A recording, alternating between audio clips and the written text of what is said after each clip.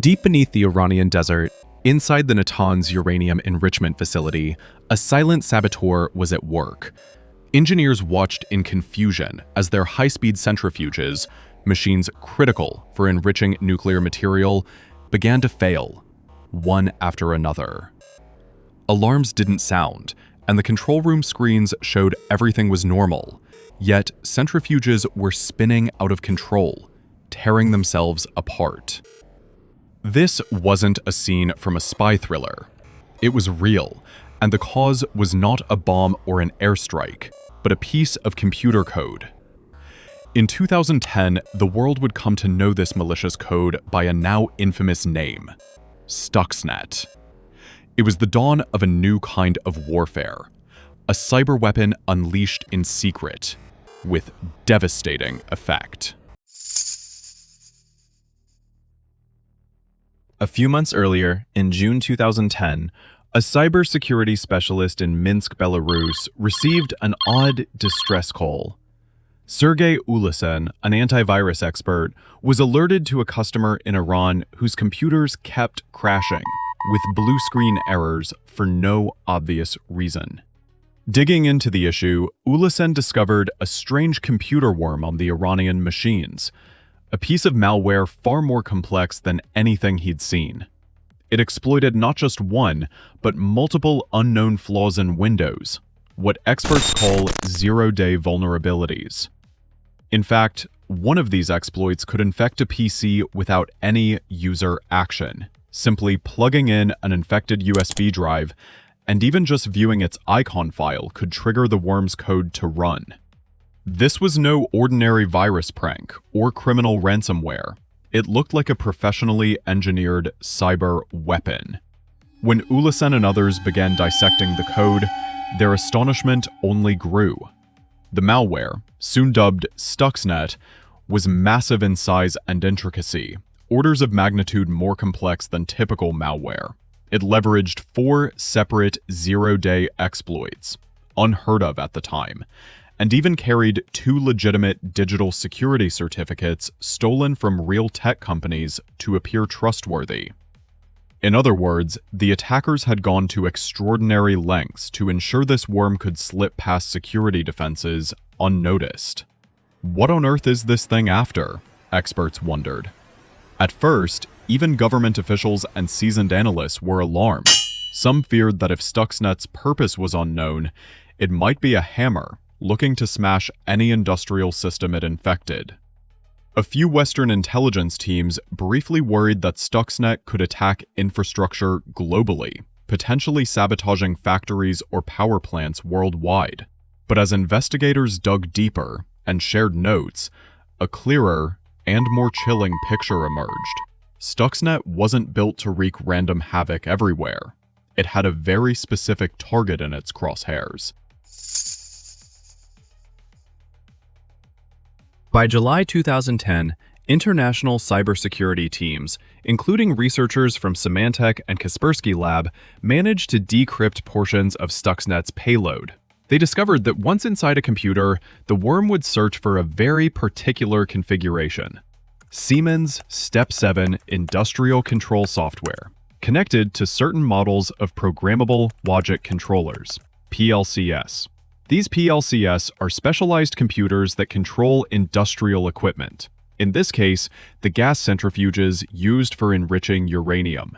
If, and only if, it found this precise setup, Stuxnet would then activate its sabotage routine. The sophistication of the attack was breathtaking. Stuxnet was programmed to alter the operation of the centrifuges in subtle but destructive ways. It would secretly seize control of the PLCs and send new instructions to the centrifuges, making them spin at unsafe speeds or in erratic patterns beyond their design limits. Crucially, it simultaneously fed fake data back to the plant's monitoring systems to hide its tracks. To the Iranian scientists watching the readouts, everything looked fine.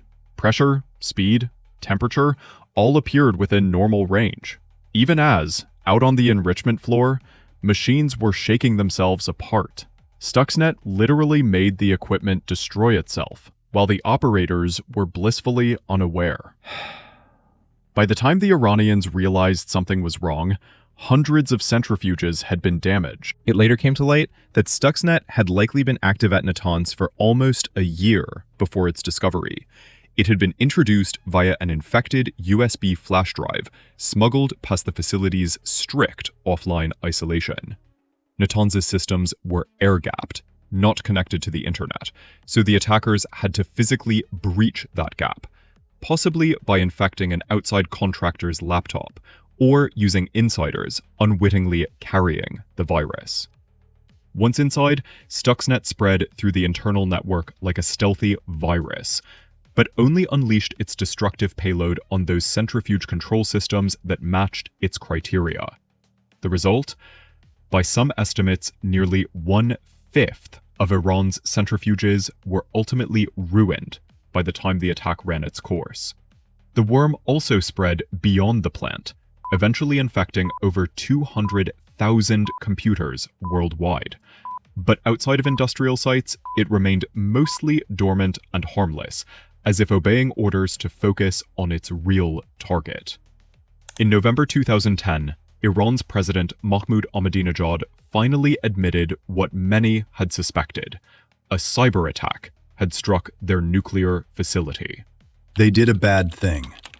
Fortunately, our experts discovered that, Ahmadinejad announced, acknowledging that malicious code had disrupted their centrifuges.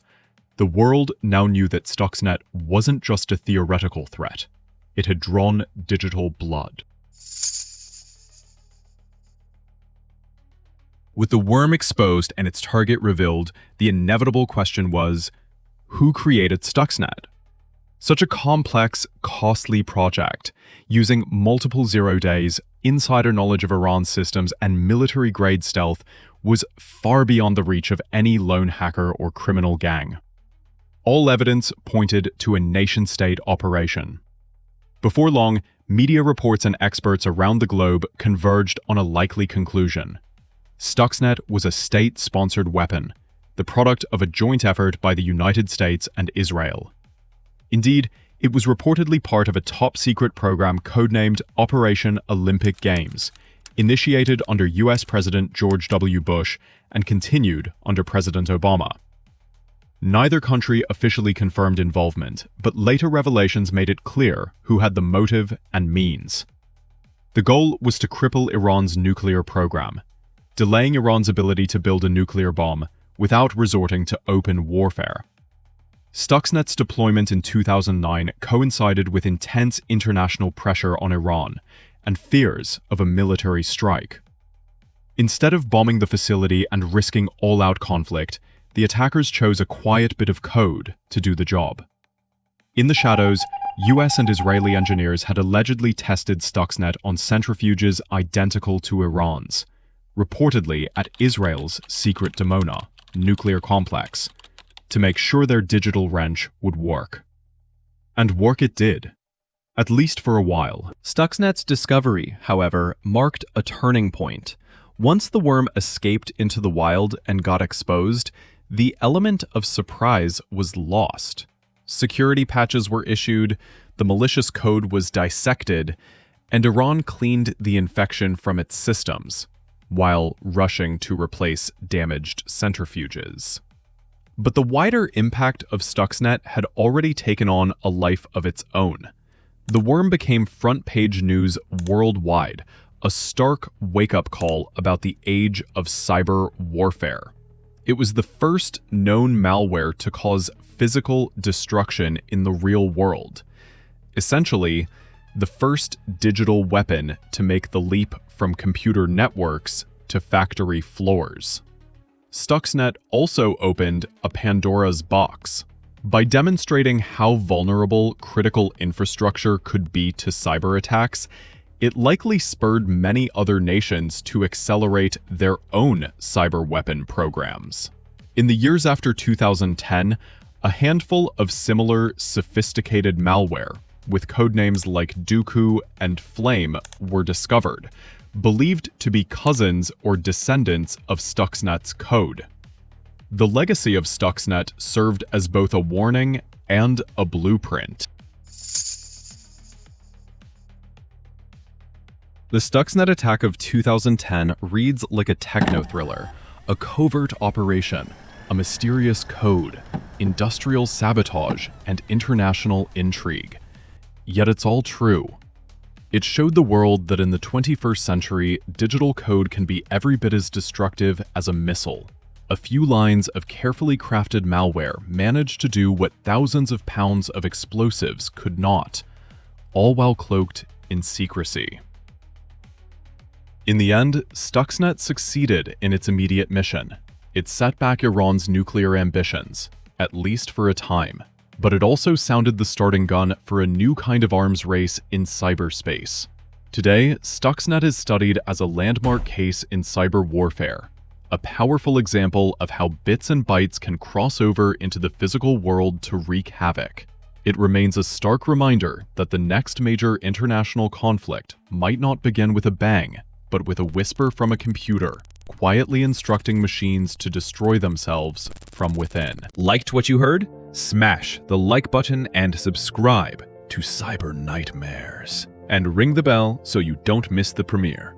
In the comments, tell us what you want to watch next. Share your leads, theories, or the operation you want unraveled.